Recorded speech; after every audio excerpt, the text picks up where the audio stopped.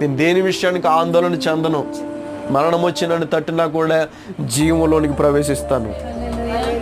The హ్యాపీనెస్తో జీవించాలి. ప్రతి దినాన్ని ద హ్యాపీనెస్, సంతోషం కావాలి మన జీవితంలో. ఏం కావాలి? సంతోషం కావాలి. ఆ సంతోషం కొరకే భూమి మీద నన్ను కూడా దేవుడు సృష్టించాడు. ఒక ద్రాక్ష చెట్టు మనకు సంతోషాన్ని ఇవ్వగలుగుతుంది. నేను కూడా దేవునికి సంతోషాన్ని ఇవ్వగలిగి ఉండాలి. ఎలాగ ఇవ్వగలుగుతాను నువ్వు సంతోషాన్ని అంటే, నీవు సంతోషంగా ఉన్నట్లయితే యేసుక్రీస్తు ప్రభువారు సంతోషంగా ఉంటాడు.